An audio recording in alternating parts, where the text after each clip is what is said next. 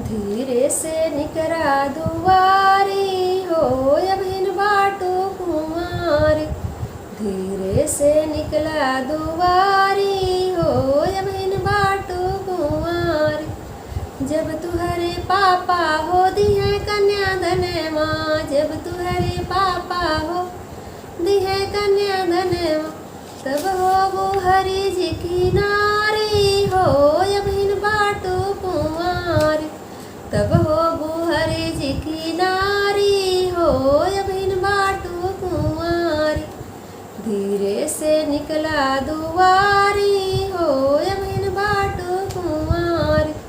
धीरे से निकला दुआरी हो अभिन बाटो कुमारी। जब तुहरे भैया हो लौआ परिचिए, जब तुहरे भैया हो लौआ परिचिए, तब हो वो प्रभु जी की नारी हो अभिन बाटो कुमारी। तब हो वो प्रभु जी की नारी हो अभिन बाटो कुमारी। धीरे से निकला दुआरी हो अभिन बाटो कुमारी।